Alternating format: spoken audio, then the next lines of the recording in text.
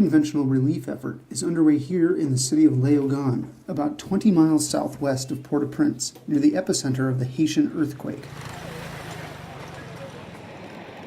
A stretch of road has become a makeshift runway. Airplane coming in 5 minutes. Airplane, yeah.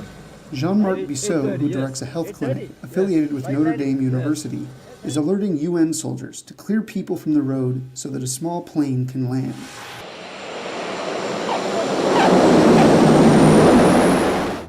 The road is usually busy with traffic, but Jean-Marc remembered that years ago, another plane had landed here. In 2001, there was an airplane full of cocaine that landed where exactly the airplanes now are now landed. Now the plane is bringing more useful drugs. Yeah. Antibiotics. Bridge antibiotics, aye. With the roads impassable right after the earthquake, the runway became a lifeline of food and aid. More than 50 landings have been made here.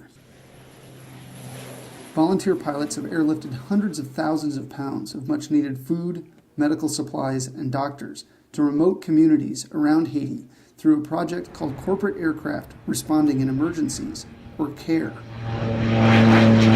Scott Martin, a pilot who flew here shortly after the earthquake, sent out a plea for help to fellow pilots in this YouTube video. This is an urgent request for pilots to come down with their planes to Santiago in the Dominican Republic. Mike Delta Sierra Tango is the identifier, to help us with getting relief supplies into the outlying areas of Haiti. Dozens of pilots responded from around the US, Canada, and the Caribbean.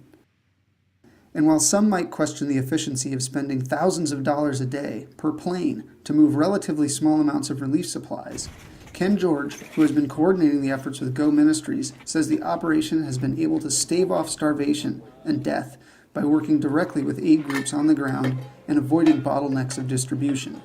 We're taking it to the people who distribute it, and yesterday I went to one place in Pignon and saw people lined up in a food line to receive the food, and saw people getting food bags that we had delivered that morning.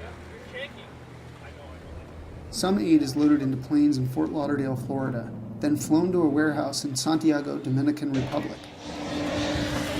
But we basically have turned up a total volunteer army here, and we're able to then get flights of anywhere from 2,000 to 2,500 pounds dropped into underserved areas, and pilots make 3 or 4 round trips a day dropping those necessary items.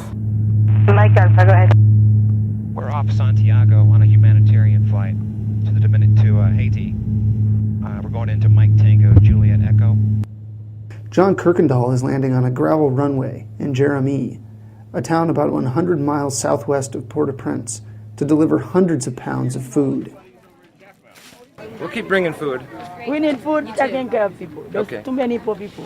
Good. What they need, this is good nation. Well, they need job, yes. work, that's it. Problems bigger than the earthquake. Yeah. Yes. Yes, I know. So, Lord, don't you take everything. God bless America. Don't Good luck. give up. Good luck. Thank you. We're here doing a lot of good things, and we hope it helps in the long run. Wish we could see a little bit more of an immediate impact. Back in Léogâne, pilots Ryan Kordemanch and Bernie Antonovich work for a Connecticut-based charter company called Tradewinds that's donating their aircraft and services to the relief effort. We're an executive charter company, so we're flying people to and from their homes out in Nantucket, Martha's Vineyard. People that have money, but right now we're trying to help people that don't have anything. Now the plane is packed with medical supplies like crutches, which have become essential, says Ralph Panino, a doctor who is working at a hospital set up in a nursing school affiliated with Notre Dame. There's so many peripheral leg wounds, either compound fractures of the lower leg or the upper leg. The ones that we can treat, we get treated, but how are they going to walk? They need crutches to get around. 2 weeks after the earthquake, Dr. Panino and the other doctors and nurses here are still seeing patients who have untreated wounds.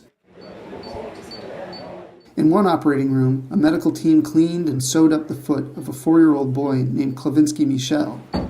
His heel was torn open when his family fled their collapsing home. He's the heel wound, isn't he? Yeah, he's the heel guy.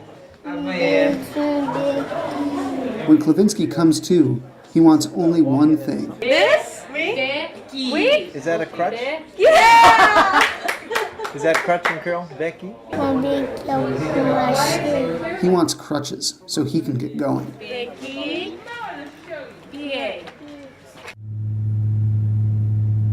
For the volunteer pilots, the mission has been an adventure and an opportunity to give back.